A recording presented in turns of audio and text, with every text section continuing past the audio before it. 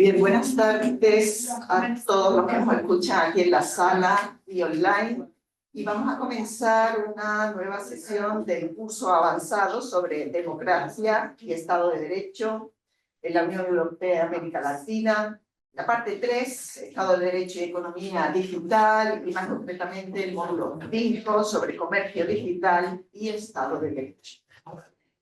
El tema que se me propuso aquí abordar con ustedes en una media hora aproximadamente tenía como título Armonización regulatoria y desafíos para la protección de los derechos fundamentales en el comercio digital transatlantic.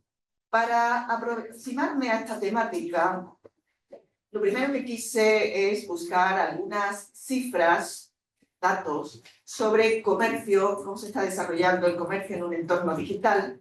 Y primero me fijé en mi país, yo soy de España, y me fui a una página web, la Comisión Nacional de los Mercados y la Competencia.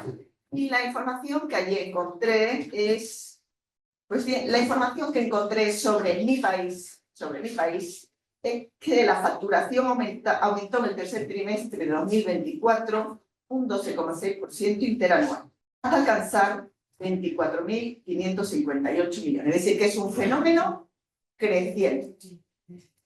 Importante que los sectores de actividad que se mueven en el comercio digital, esto es importante, los sectores de actividad con mayores ingresos fueron las agencias de viajes y operadores turísticos, el transporte aéreo y las prendas de vestir.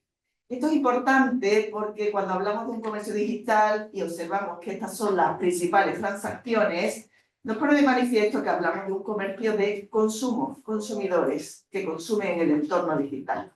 Y eso es importante. Otro factor importante es que se realizaron, sigo con mi país, se realizaron más de 442 millones de transacciones. Y aquí viene un factor clave, que es que el 65% fueron compras con origen España y hechas en el exterior. Y eso es importante porque el comercio digital no conoce fronteras. Y hablamos de normas, hablamos de regulaciones, pero tenemos que abrir la perspectiva y no pensar únicamente en el Estado y en sus regulaciones, porque es fundamentalmente internacional. El 65% de las operaciones hechas desde España son en el exterior. Cuando doy clases de Derecho Internacional Privado en la Universidad de Sevilla, cuando comienzo la asignatura de Derecho Internacional Privado, donde nos ocupamos de relaciones jurídico-privadas internacionales, lo primero que le hago ver a mis alumnos es que muchos de ellos participan sin ser conscientes, en operaciones privadas internacionales. Entonces, cuando yo les digo eso, seguro que todos habéis sido ya sujetos de una relación jurídico-privada internacional. Me miran con cara escéptica y le digo, ¿quién no ha comprado por internet? ¿Quién no ha alquilado un coche en el extranjero? ¿Quién no ha alquilado una casa en el extranjero? Entonces todos se dan cuenta de que nos movemos en un entorno internacional. Esto es importante desde el punto de vista de la regulación. Si abro el enfoque, y ya no me fijo únicamente en España, sino me fijo en la Unión Europea, pues el porcentaje de compradores o de personas que operan en la Unión Europea en un entorno digital ha pasado de un 53% en 2010 a un 75% en 2023. Una realidad incontestable de cómo el desarrollo que esto lleva. Nuevamente, entre los productos, me interesan los productos comprados porque nos pone el perfil de quién intermedia en el comercio digital. Y tenemos que ropa, calzado, accesorios, entradas de actos culturales, películas, series, y nuevamente, en una dimensión más amplia, dimensión Unión Europea, pues vemos que el protagonista es un consumidor que opera en un entorno digital. Dentro de la Unión Europea, los países más destacados son Irlanda, Países Bajos y Suecia. Beatriz, ¿puedes retroceder una lámina? No entendí la última frase que dice 65% de las transacciones Ah, fueran voy a compras. España. España, perdón. Desde España hacia el exterior. Desde personas que están en España y compran en el exterior. Ah, ok, entonces 2/3 de las compras de todas las transacciones son transfronterizos y solamente 1/3 al interior de España. Efectivamente, eso es lo que vi en estos datos. Ah, Ya ok. que, Eso es bien impactante. sí. Sí. Fíjate, ya que volvemos a esta diapositiva, que otro aspecto que surge ahí es que nuestras principales transacciones transfronterizas son con la Unión Europea. Con lo cual, la Unión Europea y el mercado interior, la Unión Europea que tiene como objetivo fundamental el desarrollo del mercado interior, pues parece que algo está haciendo bien en ese sentido. Con América Latina, sin embargo, el porcentaje es muy bajo. Es muy bajo. Bueno, entonces seguimos con la Unión Europea, donde la Unión Europea pues, nos refleja una imagen parecida a España. Irlanda, Países Bajos, Suecia quizás son los más destacados, pero las tasas son fuertes en todos los países. Bien, dicho eso, es una realidad incontestable y marcadamente internacional. Marcadamente internacional. Lo siguiente que me quise plantear es, bueno, ¿qué derechos fundamentales se pueden ver afectados aquí? Porque ya que esto va de la protección de los derechos fundamentales, ¿qué derechos fundamentales se pueden ver afectados cuando actuamos en el comercio digital? Bien, para eso, como Unión Europea y desde mi perspectiva y desde mi visión de la Unión Europea, pues hice un repaso de la Carta Europea de los Derechos Fundamentales, Carta de los Derechos Fundamentales de la Unión Europea, y hay algunos que afloran muy claramente. En el artículo 8 se ve la protección de datos. Cuando intervenimos en el comercio y en operaciones digitales, damos muchos datos. La libertad de expresión o de información también se puede ver afectada. Aquí se relaciona a pensar que muchas veces actuamos en el comercio internacional muy influido por comentarios de otras personas. Cuando reservamos un hotel o compramos un servicio, miramos lo que comentan otras personas, cómo se moderan esos contenidos. ¿Qué capacidad hay de moderar esos contenidos? ¿Qué libertad de expresión hay sobre esos contenidos? Bien. La libertad de empresa, también desde la perspectiva empresarial, es importante. Las empresas que operan en un entorno digital se valen muchas veces de plataformas digitales que pueden condicionarla, aunque sobre esto hablará mejor que yo el profesor Nuno Cuña, que viene a continuación. La competencia con que operan las empresas en un entorno digital también es importante. Perdón, porque estoy con una descoordinación. Yo lo tengo aquí delante, no lo veo ahí y tengo una descoordinación entre lo que yo veo y lo que ven ustedes. Voy a ver si voy cogiendo bien el ritmo. Bien.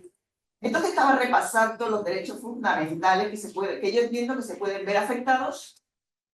Ya les he mencionado estos tres. La protección de los consumidores emerge muy claramente en este ámbito, la protección de los consumidores. El derecho a la tutela judicial efectiva y a un juez imparcial. ¿Qué pasa cuando tenemos un problema?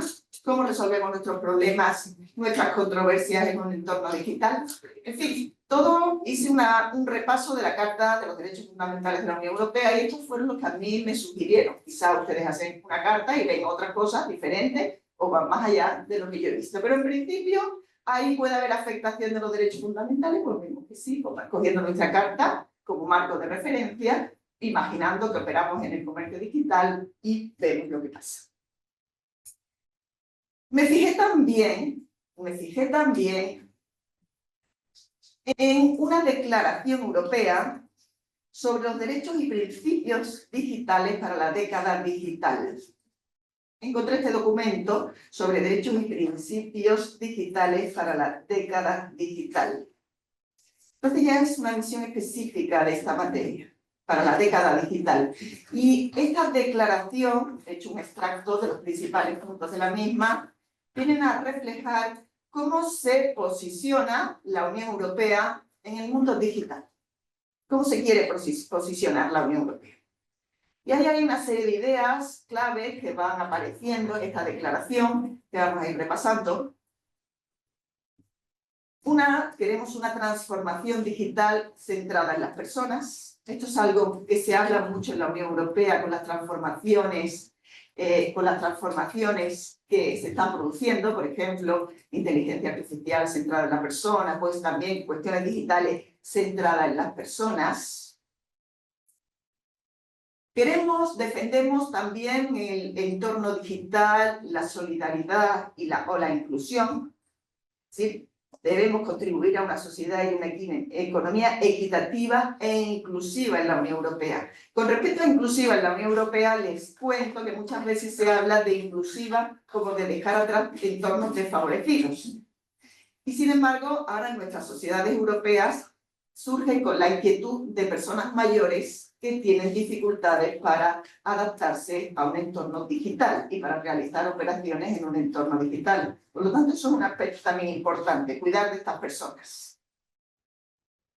Habla de la conectividad, de que toda persona, con independencia del lugar de la Unión Europea en que se encuentre, debe tener acceso a una conectividad digital asequible y de alta velocidad. Pues aquí, por ejemplo, cuando estuvimos en CEPAL, vimos las acciones que se están desarrollando para conseguir la conectividad en este entorno de América Latina, también muy interesante, pues la Unión Europea queremos lo mismo.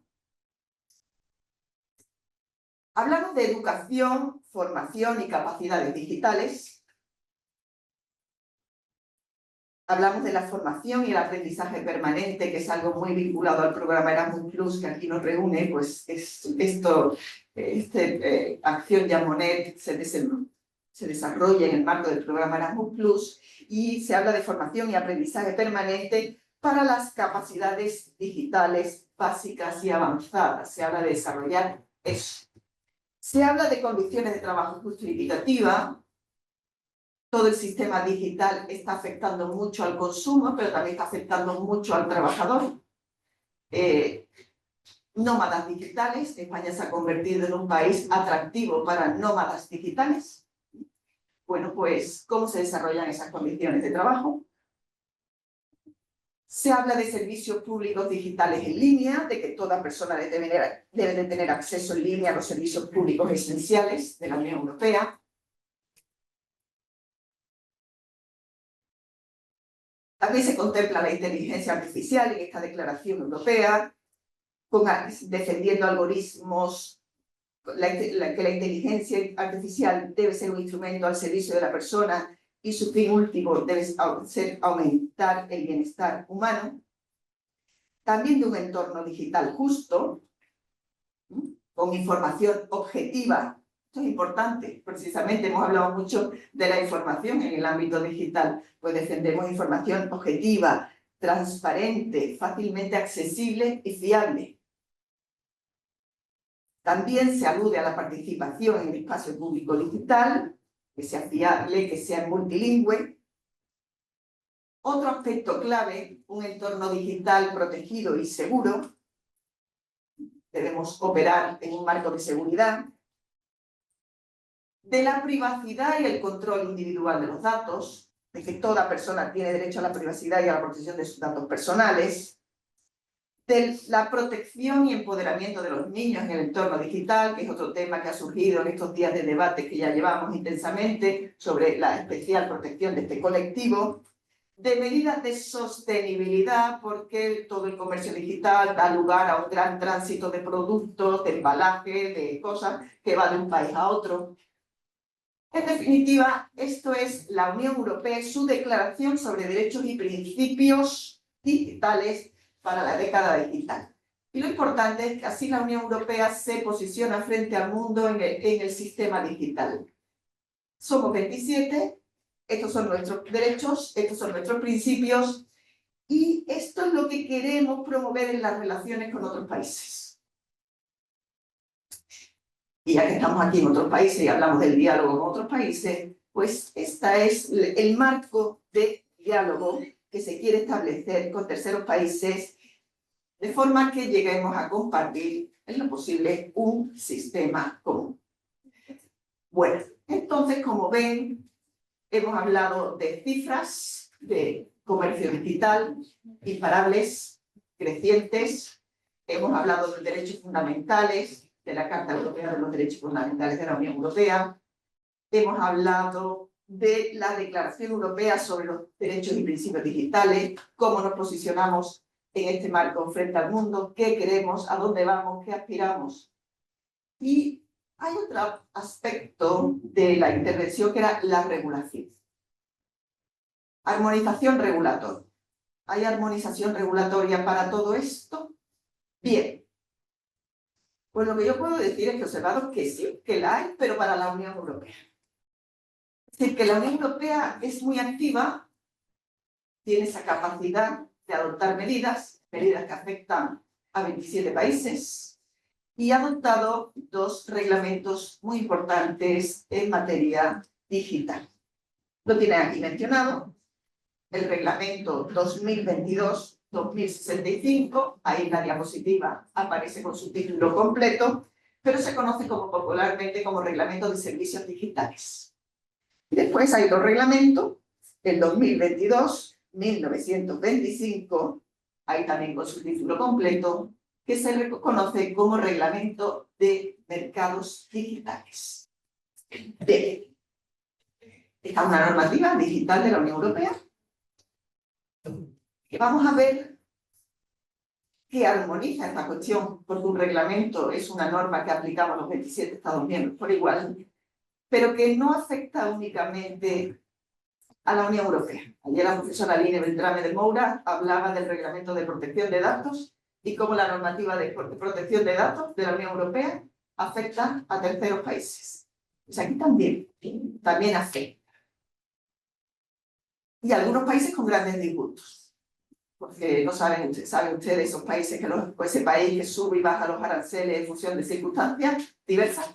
Bueno, pues el tema digital y cómo hemos regulado el tema digital en la Unión Europea no es especialmente de su agrado, porque las plataformas digitales, las grandes plataformas digitales, muchas de ellas pues son estadounidenses.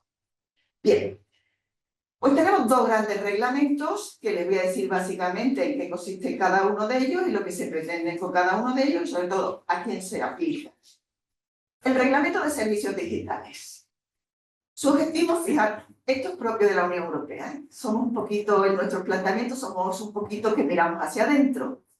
Es lógico por lo siguiente, no por un interés propio en nosotros y hacia nosotros mismos, sino que la Unión Europea actúa sobre la base de que tiene competencia para actuar, y tiene competencia para actuar en determinadas medidas. Y una de las medidas que tiene para competencia es para el mercado interior y para todo lo que se refiere al desarrollo del mercado interior. Eso es lo que le da competencia. Entonces, la Unión Europea, su objetivo es contribuir al correcto funcionamiento del mercado interior. Eso va a estar siempre presente. Mercado interior en los servicios intermediarios. Piensen en las plataformas. Sí, por ejemplo, en Amazon, poner un ejemplo. Estableciendo normas armonizadas para crear un entorno en línea y conéctenlo con todos los derechos que antes les he enunciado, para crear un entorno en línea seguro, predecible, fiable, que facilite la innovación y en el que se protejan los derechos fundamentales de nuestra Carta Europea. Pues como, por ejemplo, ese es su objetivo. ¿Qué hace este? Es un reglamento muy extenso, muy amplio, muy complejo. ¿Pero qué hace este reglamento? Pues se aplica a plataformas en línea, a redes sociales, a marketplaces, a plataformas muy grandes, que son aquellas que tienen más de 45 millones de usuarios, y esas están especialmente controladas. ¿Y qué impone? Pues, por ejemplo, algunos ejemplos. Mayor transparencia en los algoritmos de recomendación, porque se nos recomiendan, cuando navegamos, siempre nos aparecen unas recomendaciones. Y mayor transparencia. Mayor información sobre esa publicidad personalizada que nos llega y no sabemos muy bien por qué. Que haya posibilidad de verificar la identidad de los vendedores.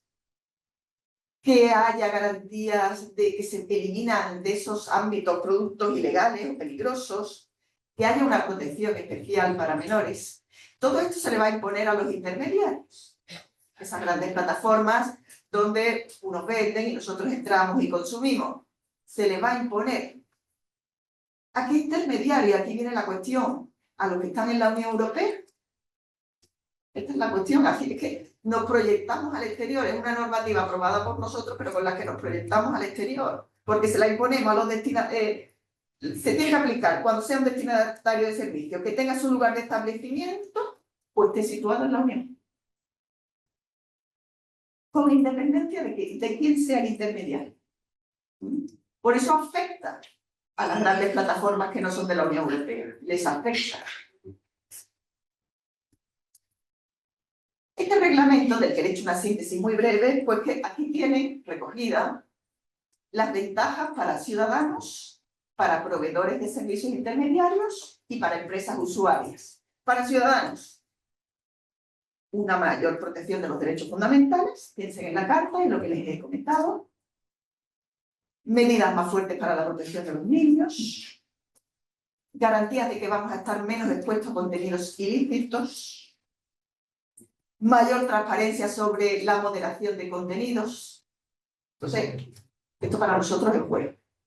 Para los proveedores de servicios, las grandes plataformas intermediarias, es bueno, les impone obligaciones, sí, pero les da obligaciones para toda la Unión Europea. Entonces, tienen un marco uniforme que es con el que van a actuar en 27 estados. Y eso es interesante. No es la norma de un estado, de otro, sino 27. Y además con un potencial económico importante. Entonces, eso es bueno para ellos. Y para las empresas, bueno, pues van a poder acceder a los mercados de la Unión Europea a través de estas plataformas y van a tener igualdad, van a estar más protegidos frente a quienes comercian con productos ilícitos. Así que esto es información de, vamos a ver esto en positivo, pues es bueno para todos, aunque a algunos les impongan unas obligaciones que quizás quisieran no tener.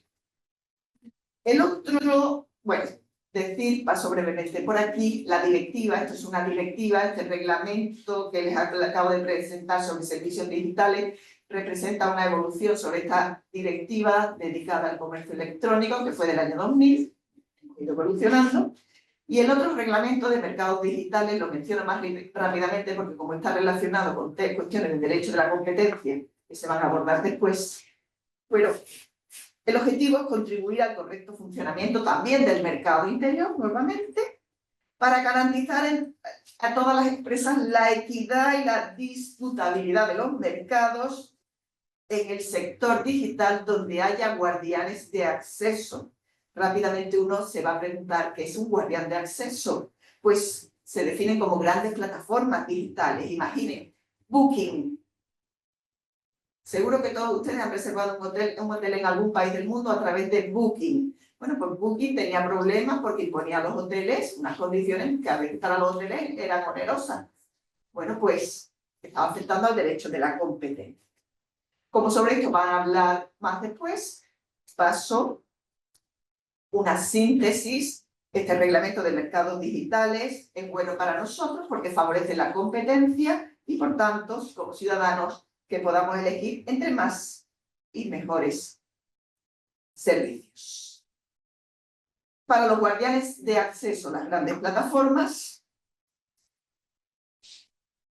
bueno, pues conservan su oportunidad de ofrecer sus servicios, pero de una forma más vigilada para que no incurran en prácticas de competencia desleal. Y para las empresas usuarias, pues un entorno digital más justo. Bueno, estos son los dos grandes reglamentos de la Unión Europea en estos temas digitales. Tenía aquí también, pero lo voy a pasar un poquito más rápido, una comunicación de la Comisión donde la tienen en el anexo a la documentación que les he facilitado sobre un conjunto integral de instrumentos de la Unión Europea para un comercio electrónico seguro y sostenible. Si complementa lo ya visto, se prevén acciones, es un planteamiento de acciones futuras para mejorar el comercio electrónico, un comercio electrónico seguro y sostenible, y interviene en temas de reforma aduanera porque se compran muchas cosas fuera de la Unión Europea, se compran muchas mini cosas fuera de la Unión Europea, llega una avalancha de cosas desde fuera y entonces pues se habla de temas, se contemplan actuaciones en temas de reforma aduanera, en temas del medio ambiente por todos esos productos que llegan desde fuera. en control de mercancías. Todos esos son proyecciones de futuro, actuaciones, planteamientos de futuro. Agradezco la advertencia. En condiciones de seguridad, en condiciones de cumplimiento de la legislación, es decir, ahí vamos en la comisión se plantea actuaciones para velar porque se cumpla el reglamento de servicios digitales y el reglamento de mercados digitales,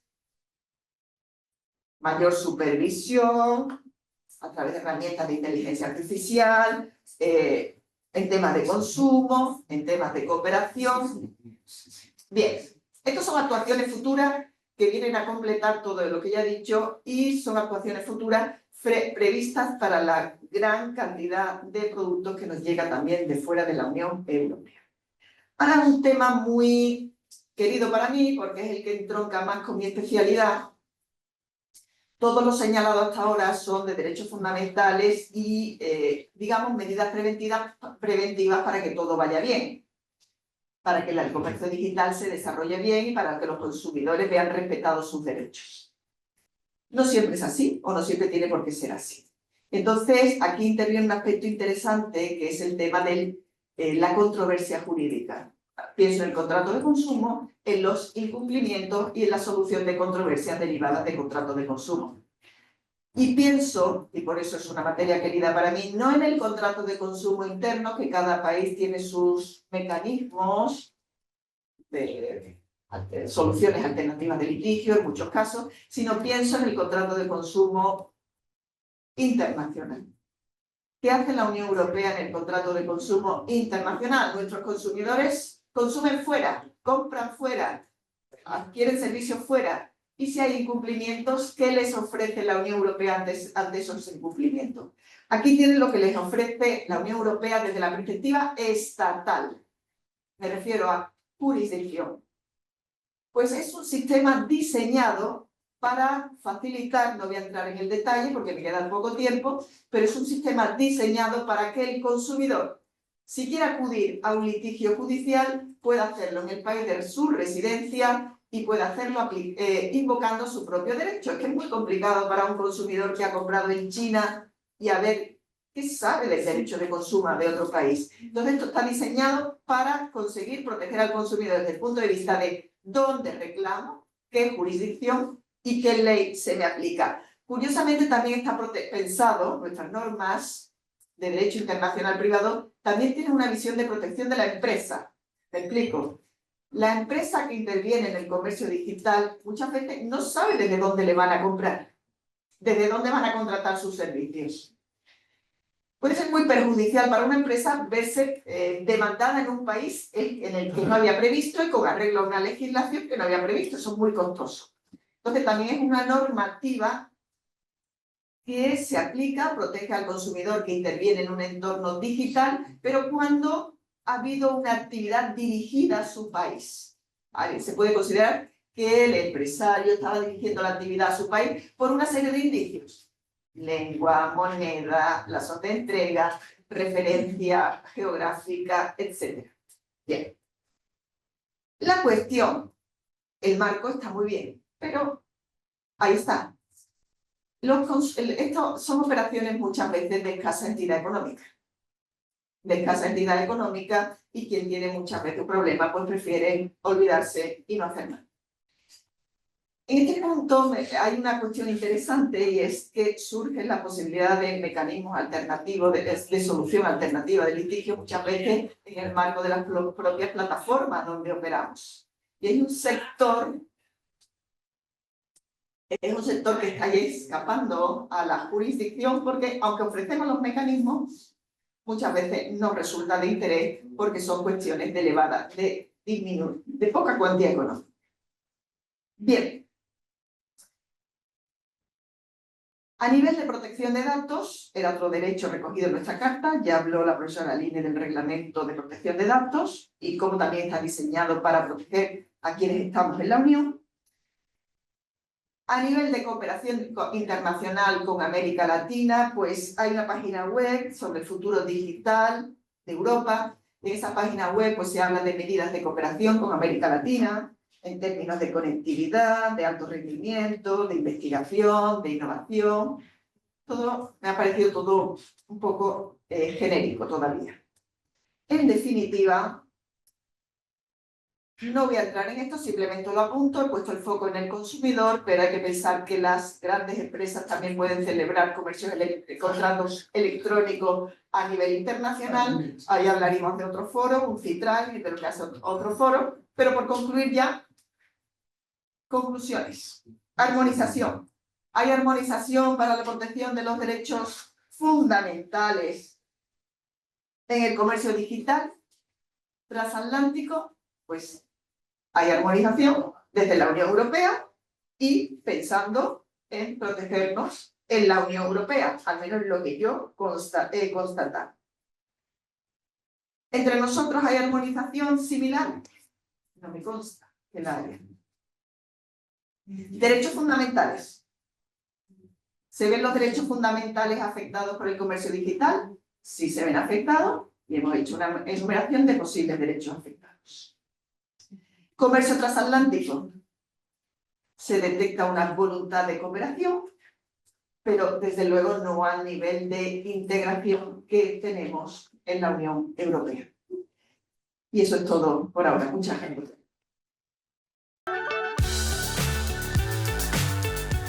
Todos muy buenos días. Es para mí un verdadero honor poder participar el día de hoy en este curso avanzado sobre democracia y Estado de Derecho en la Unión Europea y América Latina, organizado en el marco del proyecto Erasmus Plus Bridgewatch. Agradecer a las autoridades y particularmente a la doctora Aline Beltrame de Moura, en su carácter de coordinadora y cabeza de este proyecto de investigación, al igual que el profesor Nuno y la profesora Fabiola Busto. Dicho esto, permítame entrar en el tema de esta clase sin mayores rodeos, ¿sí? Porque estamos hoy para hablar de uno de los motores de la economía del futuro, vale decir la economía o el comercio digital, y el desafío que enfrenta la región en el marco de este nuevo futuro que se nos avecina. La asimetría normativa. En ese sentido, tenemos que imaginarnos desde lo práctico una pyme en Argentina que quiere vender sus productos artesanales o más elaborados en línea a consumidores en Chile, Brasil y Colombia. Se topa con un laberinto. En Brasil deberá cumplir con la Ley General de Protección de Datos. En Chile, adaptarse al reglamento específico de retracto. En Colombia, aplicar la nueva ley de consumo digital. Los costos y la complejidad jurídica que hacen esta expansión sea casi imposible. Esta es la realidad que enfrenta el crecimiento, la innovación y la creación de un mercado. El tema propuesto resulta complejo, multidisciplinario, abarca aspectos jurídicos, económicos, tecnológicos y, por qué no, de política regional. Esa complejidad se ve reflejada en el crecimiento del comercio digital y su impacto en América Latina, la heterogeneidad normativa entre países, así como en el rol que juega el Mercosur, sus estados asociados, ¿sí? Bolivia, Chile, Colombia, Ecuador, Perú. Bolivia ya estado pleno del Mercosur, y también el rol que juega ALADI, la Asociación Latinoamericana de Integración, en la armonización regulatoria. Ahora bien, el problema se plantea a partir de las asimetrías normativas que generan barreras para la integración digital, que afectan la competitividad regional frente a bloques como puede ser el de la Unión Europea. En resumidas cuentas, las disparidades mencionadas generan tres problemas críticos. Barreras de entrada insalvables para las pymes que no tienen los recursos en general para cumplir con los múltiples y contradictorios marcos legales, inseguridad jurídica para las inversiones transfronterizas, desincentivando el flujo de capital, y la fragmentación del mercado, que imposibilita lograr economías de escala regional y nos debilita frente a actores globales. El objetivo hoy, entonces, es analizar estos obstáculos y las oportunidades de cooperación, centrando la atención y el análisis en el papel que eventualmente pueden y deben jugar el Mercosur y el ADI para el desarrollo de esta actividad. Para entender el debate, necesitamos clarificar dos conceptos claves. Primero, las asimetrías normativas. Cuando hablamos de asimetrías normativas, no hablamos de simples diferencias. No, no son simples diferencias. Me hago expresa mención a disparidades profundas en marcos legales críticos para lo digital. Normas de protección de datos personales, regímenes fiscales para servicios digitales, leyes de contratos electrónicos, firma digital, estándares de defensa del consumidor online. Son diferencias que obstaculizan directamente los flujos transfronterizos. Esas son las asimetrías. El segundo término es la integración digital regional. Hablar de integración digital regional nos lleva a pensar mucho más allá de una simple zona de libre comercio propia de las tipologías de los esquemas de integración regional pensados desde 1947, GATT de por medio a la fecha. Se trata de la armonización activa de políticas para crear un verdadero mercado único digital, donde una empresa o un ciudadano como Santiago de Luca pueda operar en todos los países miembros bajo un conjunto común de reglas claras y, por supuesto, predecibles, factor fundamental. Miremos un poco el mapa de la región. Realizamos un análisis comparativo y este análisis evidencia un espectro de desarrollo regulatorio. En ese espectro vamos a encontrar, y voy a comenzar hablando, y pido disculpas por lo pequeño del cuadro, pero me parecía importante poder verlo en un único momento. Vamos a empezar comentando qué tenemos en la Unión Europea, el Reglamento General de Protección de Datos. Me permito decir nuestro faro regulatorio en términos de estándar de oro, ¿no? Que genera confianza, pero que también actúa como una barrera de entrada muy exigente. No nos olvidemos que este tipo de reglamentación, ¿sí? Muchas veces es utilizada como barrera paraarancelaria al comercio. Este reglamento general de protección de datos es aplicable desde el año 2018 en un ámbito extraterritorial que afecta a cualquier empresa que opere con ciudadanos de la Unión Europea. Ojo con este punto, a tener en cuenta incluso los estados parte del Mercosur y sus asociados con respecto al nuevo acuerdo en principio que se estaría firmando antes de fin de año. Otorga derechos de acceso, portabilidad, rectificación, supresión, derecho al olvido y oposición. ¿Sí? Presenta también principios de privacidad por diseño y defecto, de transparencia, genera una responsabilidad proactiva. Establece que solo son permitidas las transferencias internacionales a países con nivel de protección adecuado o mediante cláusulas contractuales, con sanciones que van desde un 4% de la facturación global de la empresa a 20 millones de euros. Fíjense, en definitiva, que estamos hablando de un marco regulatorio amplio, específico, concreto, abarcable extraterritorialmente o aplicable extraterritorialmente, no solo a las empresas europeas, sino cuando ciudadanos europeos, su efecto transnacional, ¿sí? Afecta, ¿sí? O tiene una implicancia para ciudadanos europeos. De este lado del charco, de este lado del Atlántico, Brasil lidera la región con su Ley General de Protección de Datos, que es una ley bastante robusta y con cierta inspiración, podríamos decir, en el Reglamento General de Protección de Datos y con programas ágiles para propiciar importaciones, aunque la complejidad tributaria es un verdadero desafío.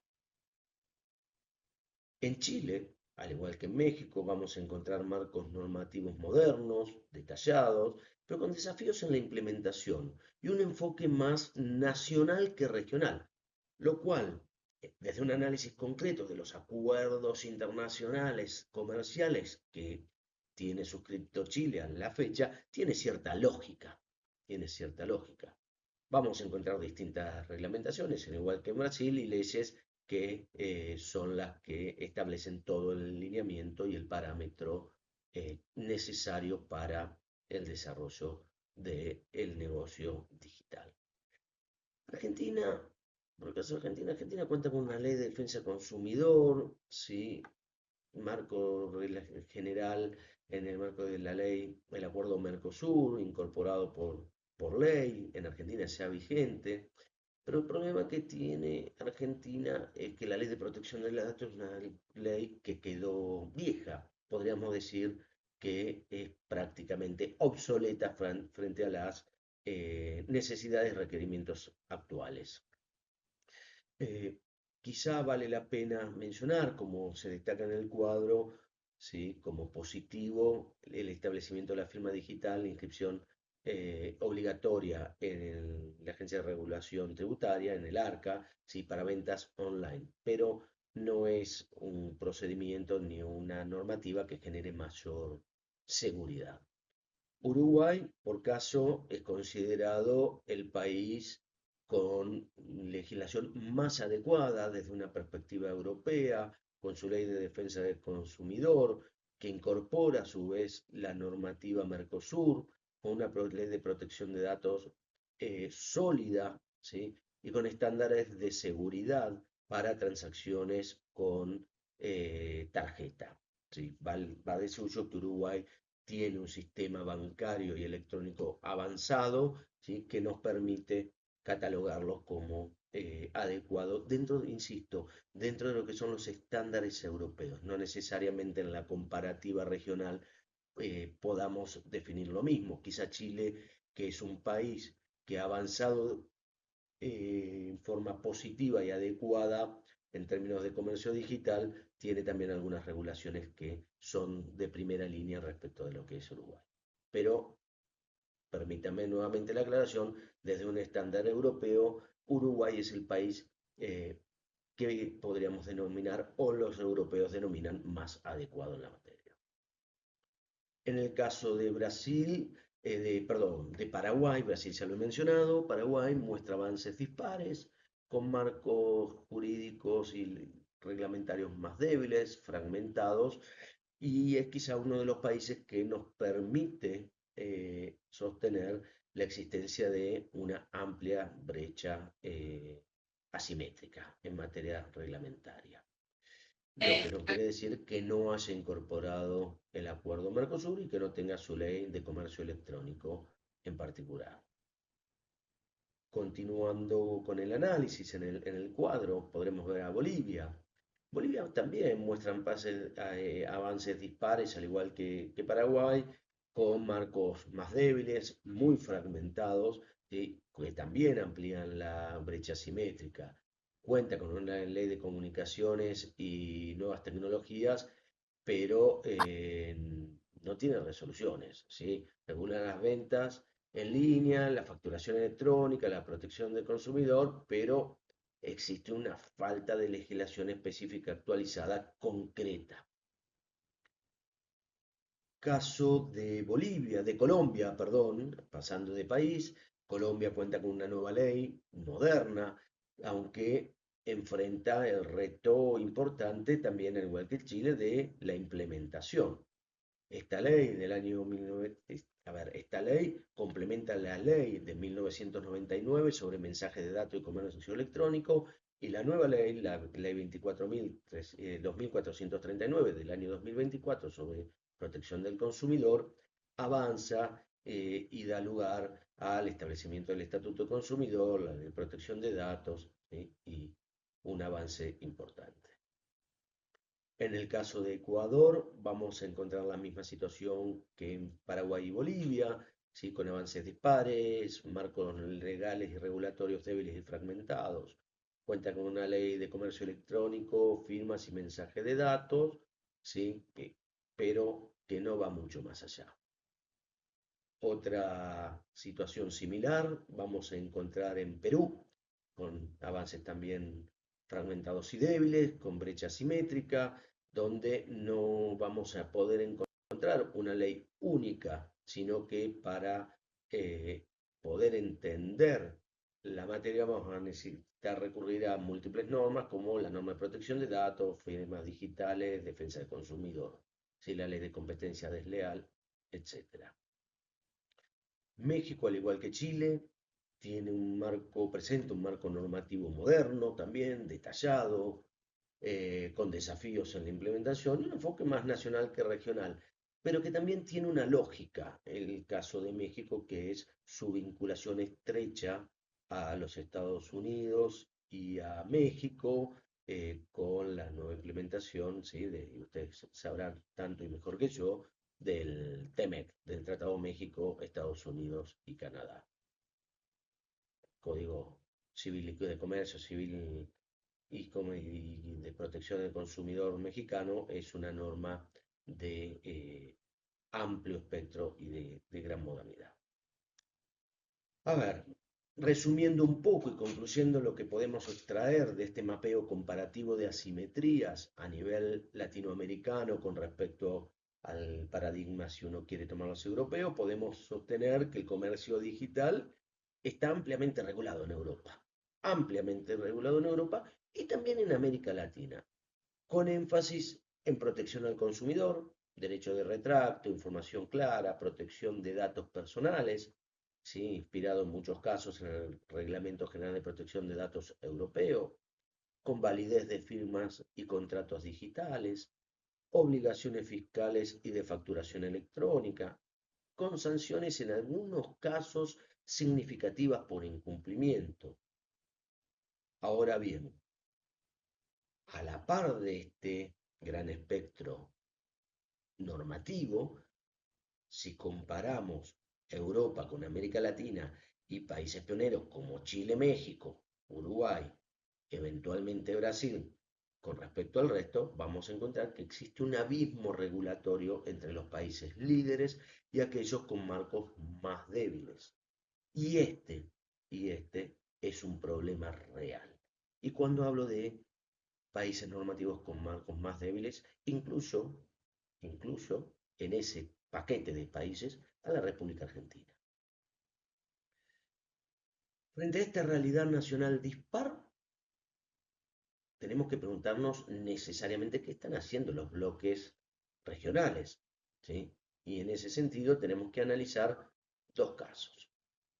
El Mercosur cuenta con un acuerdo de comercio electrónico, ambicioso en su espíritu, que prohíbe aranceles a las transmisiones digitales, da validez a las firmas electrónicas, permite el flujo, ¿sí? Permite el flujo de datos, incluye a las pymes en todo este entramado normativo, promueve la cooperación regional, prohíbe la localización forzada, reconoce la importancia de proteger a los consumidores.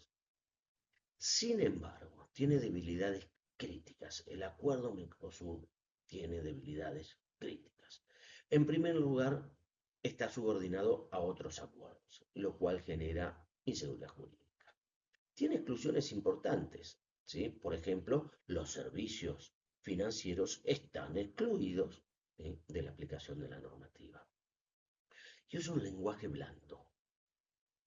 Cuando me refiero al lenguaje blando, me refiero al tiempo verbal utilizado para cada acción. Procurará, podrán, ¿sí? Esto transforma todos los compromisos asumidos por el bloque y por los estados en conjunto en una expresión de deseo, en un compromiso futuro, pero le quita carácter vinculante, imperativo, bajo el cual, en caso de incumplimiento, los demás estados o nosotros, las personas físicas o jurídicas, podamos efectuar algún tipo de reclamación. Carece de mecanismos o instituciones propios para su implementación efectiva, debemos recurrir nuevamente a las instancias nacionales.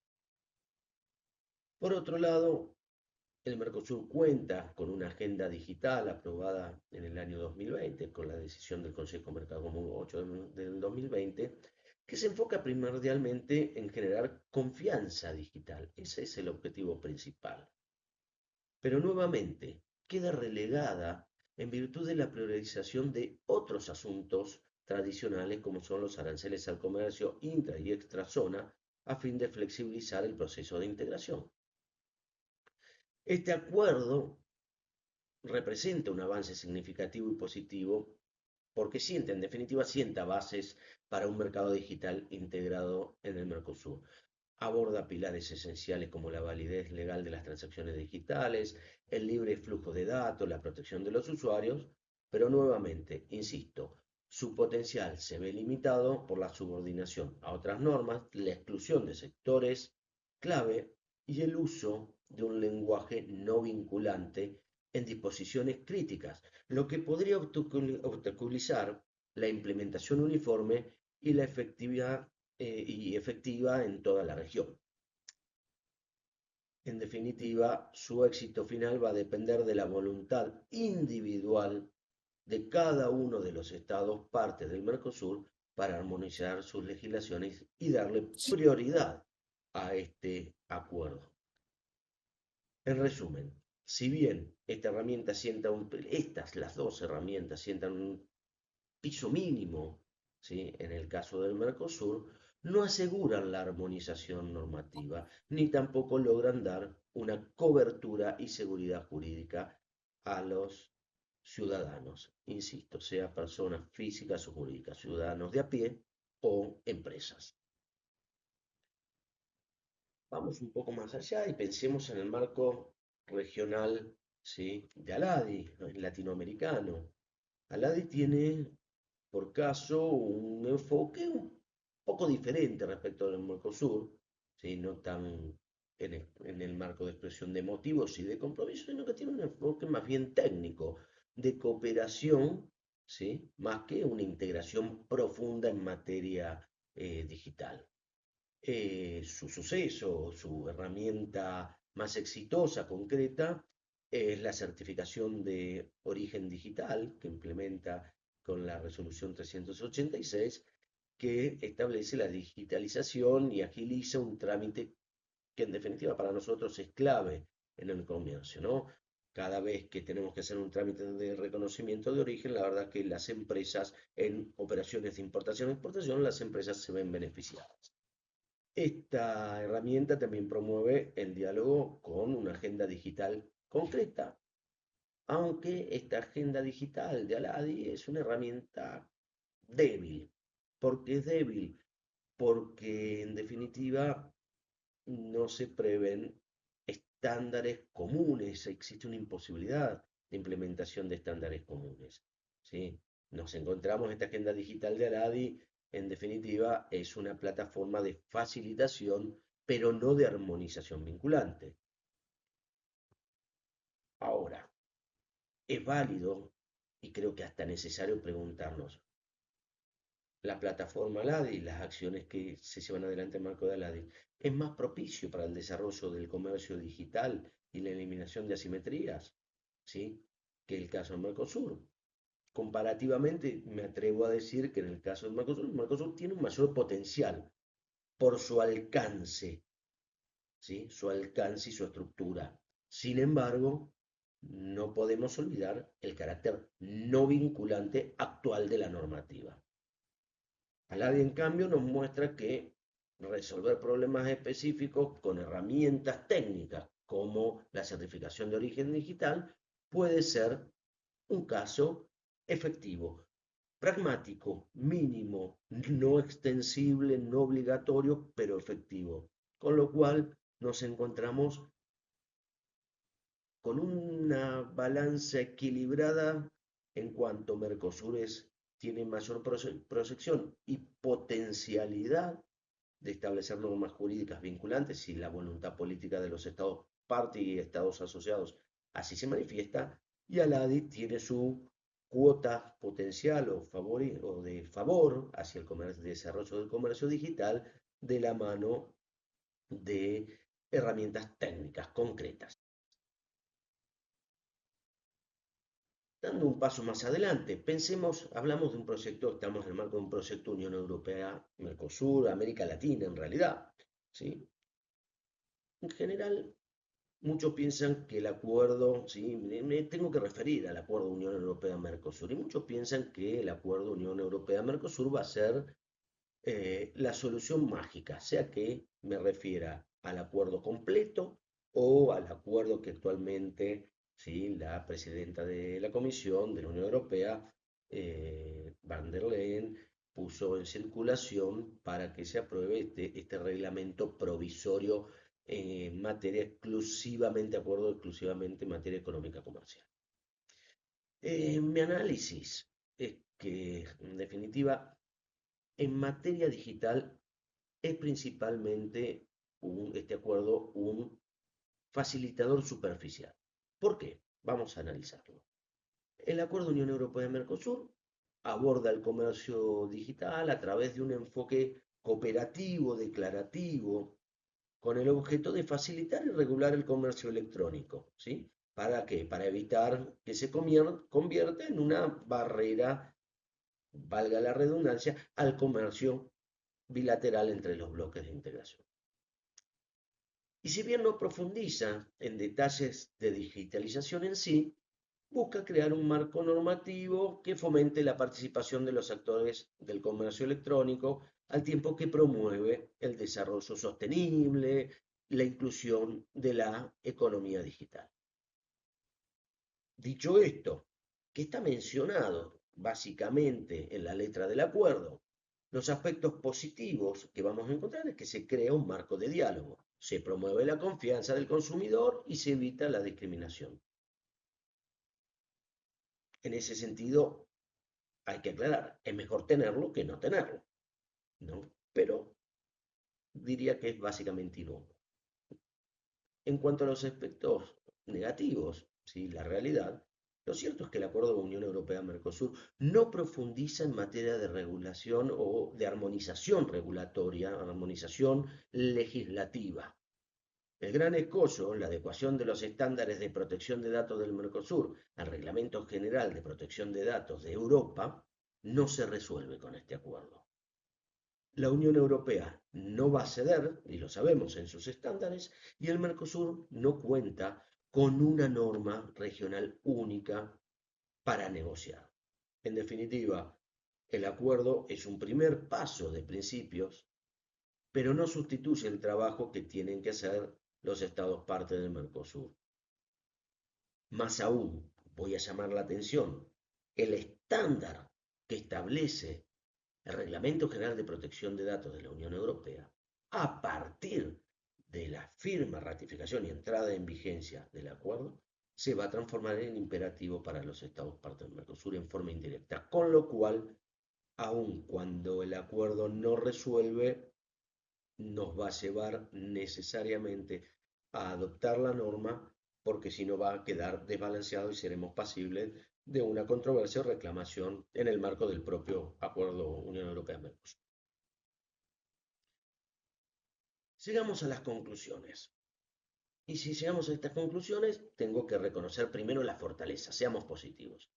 Hay conciencia del problema, marcos nacionales en desarrollo y pasos iniciales valiosos. Pero las debilidades que uno encuentra en el desarrollo de esta clase son abrumadoras, son importantes. Existen asimetrías profundas entre los regímenes jurídicos de los estados latinoamericanos, fragmentación. Hay una falta de voluntad política, ¿sí?, y una normativa regional blanda, soft. Expresión de motivos, expresión de compromisos políticos nacionales, pero no, o regionales, pero no obligatorios, no vinculantes, capaces de generar obligación y responsabilidad a los estados ante el incumplimiento. Frente a eso, los desafíos entiendo que son claros. Son claros. En primer lugar, necesitamos contar con una armonización legislativa real. Establecer estándares regionales vinculantes en datos, consumos y contratos. Fortalecer las instituciones, crear una autoridad de protección de datos regional, por ejemplo, o establecer un mecanismo de cooperación horizontal, expedito entre las autoridades de aplicación nacionales bajo el espectro de una norma única. Inclusión digital, llevar la conectividad y la facilidad de acceso a las pymes, a las pequeñas y medianas empresas. Las grandes empresas tienen recursos para ayornarse a la realidad. Son las pequeñas y medianas empresas de nuestra región las que no lo tienen. Generar un diálogo eficaz, es decir, desarrollar una posición común latinoamericana para negociar con bloques como la Unión Europea y no permitir la traslación de una normativa en forma encubierta como está sucediendo, y vale la pena llamar la atención con la aprobación del Acuerdo Unión Europea-Mercosur, que no es solo el Reglamento General de Protección de Datos, también si nos referimos a sustentabilidad, taxonomía verde, ¿sí?, huella de carbono, también son todos estándares que ingresan a los estados parte del Mercosur, como decimos en Argentina, por la ventana, ¿sí?, con la aprobación de este acuerdo. En ese sentido, mi recomendación final es clara. Tenemos una oportunidad histórica. Debemos usar esas herramientas no como un obstáculo, sino como una motivación para liderar el diseño de nuestros propios estándares digitales regionales. Estándares que fomenten la innovación, protejan los derechos de nuestros ciudadanos, por supuesto, nuestras empresas, y creen un mercado integrado que nos permita competir globalmente. El momento de pasar del diálogo a la acción, entiendo que es ahora. No tengo más que decir, más que palabras de agradecimiento, y nuevamente felicitar a los organizadores de este curso, a Bridgewatch, a la profesora Beltrame de Moura y a los organizadores desde Chile. Tengan todos ustedes muy buenos días.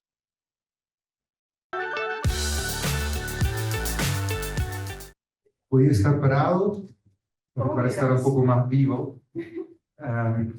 Y realmente les admiro mucho. 4 días de curso, de talleres, es súper intensivo y bueno, que todavía tienen el cuero, además con el calor de estar escuchando esas ponencias. Realmente espero que han sido muy enriquecedores. Yo estuve el lunes y bueno, hoy día un poco con ustedes y bueno, espero que ha sido muy enriquecedor para cada uno de ustedes.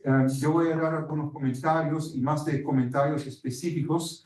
Quisiera como complementar un poco la presentación del profesor Luca y hablar un poco de esas diferencias entre los marcos regulatorios de América Latina y los países del Caribe.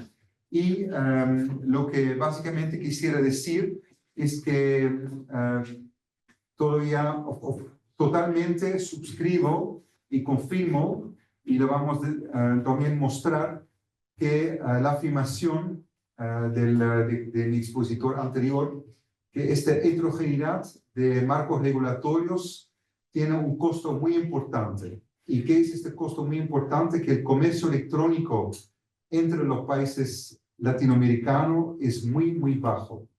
Y eso tiene varias razones, no solamente de las diferencias de los marcos regulatorios, también tenemos en América Latina muy pocas empresas digitales de verdad.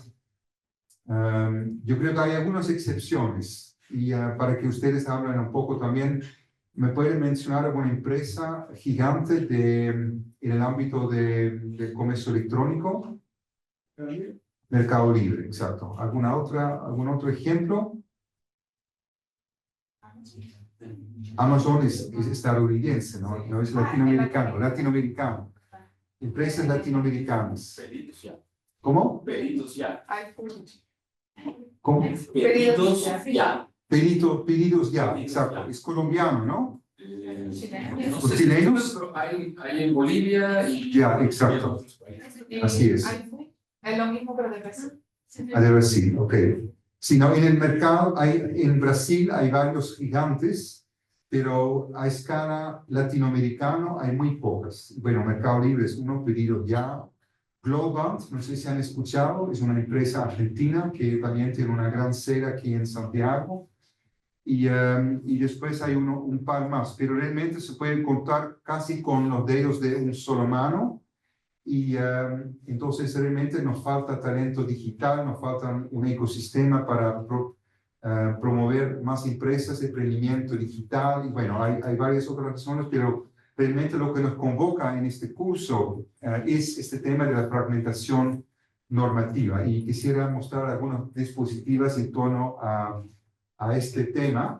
Y en particular, dos publicaciones que hemos realizado en la CEPAL, junto con otras comisiones regionales. Entonces espero que ustedes han estado en la CEPAL y tenemos otras comisiones regionales en el mundo. En total somos 5 y en esta publicación que ustedes pueden ver también colaboraron ESCAP, que es la Comisión Económica y Social de Asia y el Pacífico, y también ECA, que es la Comisión Económica de África. Y junto desarrollamos en colaboración con el European University Institute y justamente dos exalumnos del instituto trabajaron activamente con este Instituto Universitario Europeo, Tomás Regaler y Simón González, y realmente son el brazo derecho de Martina Ferracane, y con ella hemos desarrollado este gran proyecto que se llama Proyecto de Comercio Digital para la Integración.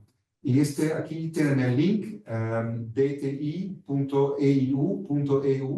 y ahí ustedes, en la medida que tienen interés en ver qué medidas los países aplican en el ámbito de comercio digital, ahí lo pueden encontrar. Y para América Latina hay 28 países y justo estamos en proceso de actualizar los datos. Yo les voy a mostrar algunos datos para 2023.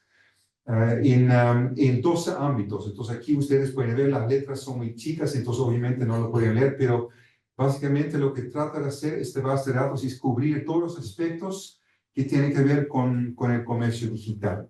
Y en complemento a este gran esfuerzo, también estamos colaborando con la OCDE, la Organización de Cooperación y Desarrollo Económico, en un esfuerzo paralelo que se llama el Digital Trade Restrictiveness Index, el índice de restricciones al comercio de servicios, que también cubre una gran parte de todas las restricciones que se muestran aquí en esta lámina, y ahí cubrimos unos 20 países latinoamericanos, y también hay un esfuerzo, eso es como una tercera esfuerzo a nivel internacional por la OMC, el Banco Mundial, donde también estamos colaborando. Entonces hay varios esfuerzos paralelos, y también hay universidades como por ejemplo la Universidad de Lucerne, que tiene una base de datos también que ve los compromisos en el ámbito digital, pero más a través de los acuerdos bilaterales y plurilaterales.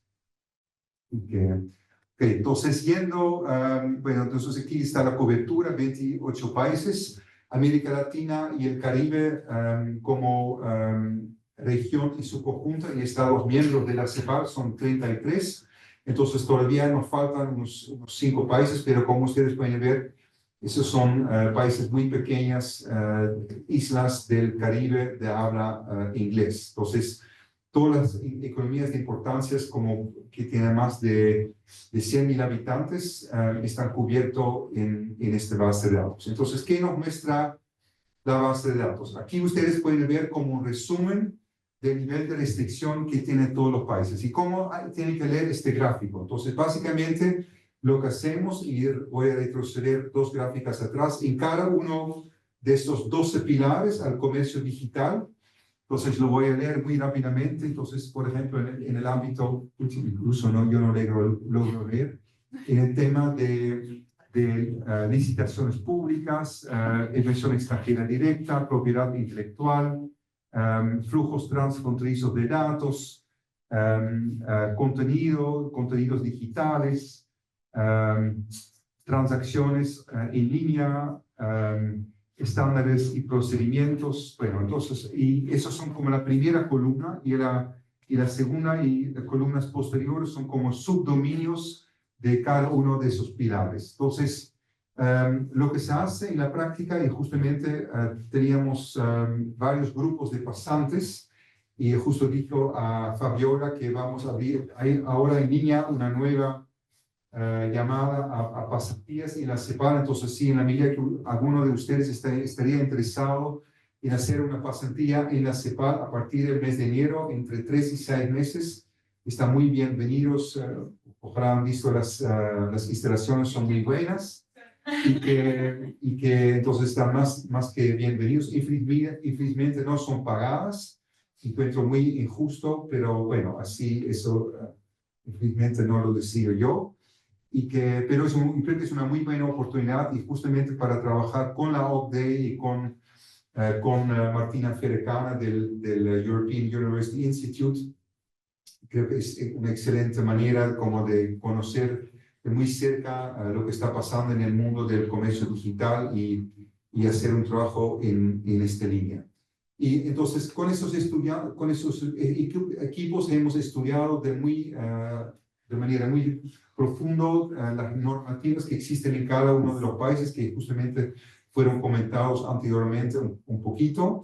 Y se atribuyen entonces se plasman todas esas restricciones en una base de datos y a continuación lo que se hace es de manera un poco subjetiva se determina como si esta normativa es restrictivo para el comercio digital, sí o no.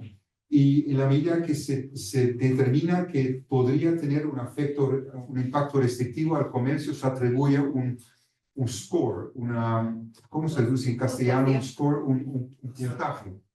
Entonces, un puntaje que va de 0 a 1, y en la medida que se acerca más al 1, significa que la normativa tiene un potencial restrictivo más importante. Entonces, volviendo a este gráfico, entonces después se hace un promedio ponderado de todas esas normativas, y lo que ustedes pueden ver es justamente que en la medida que un país se acerca más al 1, que son justamente las barras más a la derecha, o más bien hacia el 0. Y lo que pueden ver de manera general es esta enorme disparidad, o lo que nosotros llamamos heterogeneidad, entre los países latinoamericanos, ¿ok?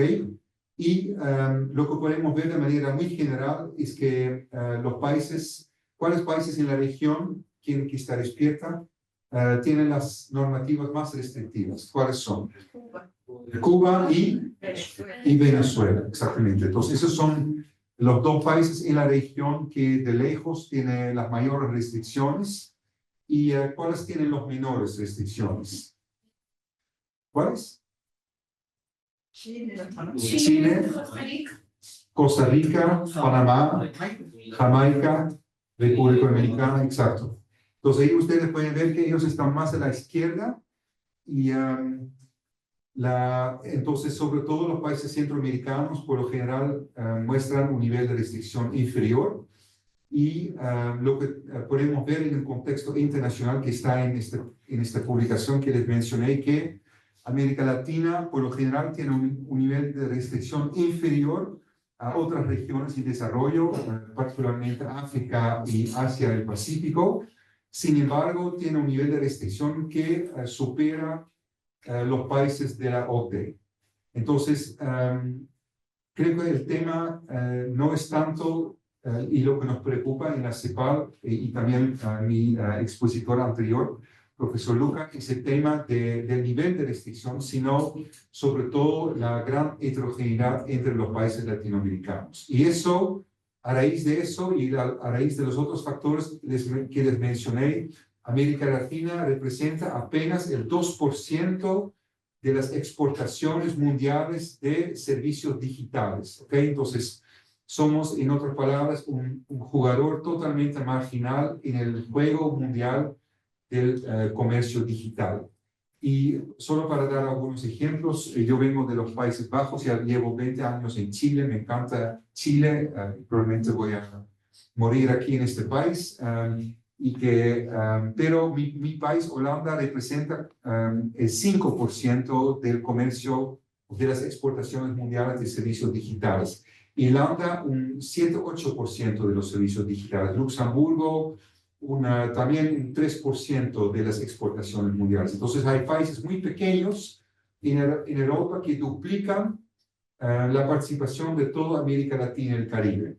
Y justamente, no quisiera extenderme mucho más, solamente quisiera mostrarles los resultados de un trabajo econométrico que hicimos en la CEPAL. No voy a entrar en econometría, pero solamente voy a mostrar estos resultados de forma muy intuitiva. Lo que ustedes pueden ver es distintas barras, y esas son estimaciones econométricas, y lo que ustedes pueden ver es cuál es el efecto de varios factores en el comercio intrarregional entre los países de América Latina y el Caribe. Y sobre todo quisiera que se fijan en la segunda barra horizontal, entonces que dice -8. ¿Qué dice este -8? Este -8 significa que en la medida que existe 1% de diferencia, porcentual, pero una diferencia de 0,01 en el puntaje de dos países de América Latina, el comercio bilateral entre esos dos países se va a reducir en un 8%, ¿ok? Entonces, una diferencia mínima en las regulaciones de los países latinoamericanos reduce el comercio en un 8%. O en otras palabras, en la medida que los países acercarían sus normativas en torno al comercio digital y solamente de 0,01 punto, su comercio bilateral crecería en un 8%. Y la otra vara que es interesante es la primera vara que dice justamente el Tratado de Libre Comercio con un capítulo en servicios profundo entre dos países, tiene un efecto de multiplicador entre dos países de un 44%. Entonces, a la medida que Chile suscribe un acuerdo con otro país latinoamericano, hay un efecto es un efecto estático de aumento de su comercio de un 44%. Entonces, es el hecho que hay un acuerdo, y nuevamente no cualquier acuerdo, sino un acuerdo que se llama un acuerdo profundo, su comercio bilateral de manera estática, lo que quiere decir es que no es que va a ocurrir en el día posterior del acuerdo, sino que el efecto acumulado es en el tiempo es un 44% mayor de volumen de comercio bilateral. Entonces, yo creo que estas cifras muestran la gran importancia que tenemos y la tarea que tenemos como países latinoamericanos de acercar más nuestras normativas en torno al comercio digital. Y yo creo que entonces eso es entonces hay un cierto pesimismo en el sentido de la gran heterogeneidad realmente restringe nuestro comercio, pero por otro lado yo creo que lo que es muy positivo es que en todos los países de América Latina, incluso en Bolivia, en Venezuela, en Cuba, hay un despertar que el tema de comercio digital es importante y la mayoría de los países tienen normativas. Ahora la tarea es cómo podemos llegar a que esas normativas convergen de tal forma que un empresario, y justamente el profesor mencionó el tema de las pequeñas y medianas empresas, que justamente el costo para hacer un negocio con otro país latinoamericano, conocer sus leyes, es algo muy costoso y de verdad hace muy difícil hacer negocios con otros países. Pero yo creo que hay esperanza y justamente espero que el Mercosur, la Alianza del Pacífico, la Comunidad Andina y junto con CARICOM y obviamente la Secretaría de Integración de Centroamérica, todos ellos pueden tener un papel muy importante. En la CEPAL estamos apoyando a SIECA en este momento y también hay un apoyo muy activo de la CEPAL y también del BID a la Alianza del Pacífico. Pero yo estaba diciendo a Fabiola, lo que realmente falta en la CEPAL, lo que falta en la cooperación entre los países es justamente la voluntad para que acuerdos sean vinculantes. Entonces, justamente escuchamos la experiencia de la de Mercosur, donde el acuerdo en torno al comercio electrónico tiene una cierta cantidad de principios muy buenos que favorece la cooperación. Lo mismo ocurre en la Alianza del Pacífico, en la Comunidad Andina y también en el espacio centroamericano. Entonces, cuando uno lee, cada uno tiene una agenda digital, pero lo que realmente falta en cada una de esas agendas son compromisos vinculantes. Y yo creo que eso es realmente lo que complica en América Latina. Entonces, estamos muy dispuestos a colaborar, pero a la hora de realmente hacer ajustes en nuestras leyes, se complica la cosa. Entonces, espero que ojalá encontremos maneras para que esta realidad pueda cambiar en beneficio de justamente tener un mercado digital integrado y volver al ejemplo del mercado libre. Probablemente todos de ustedes han comprado el mercado libre y el mercado libre opera en 22 países de América Latina, pero como consumidor chileno es imposible comprar un producto en Mercado Libre en Perú o en Argentina. Entonces, Mercado Libre, aunque es una empresa gigante latinoamericana, a la hora no promueve el comercio digital, sino promueve el comercio regional, sino el comercio digital al interior de cada uno de los países. Entonces, ojalá podamos cambiar esta realidad y justamente ustedes son el futuro. Entonces, espero que inspirados por estas realidades pueden, y después impuestos en varios ámbitos, en el sector privado, en el sector público, pueden contribuir a este objetivo. Gracias.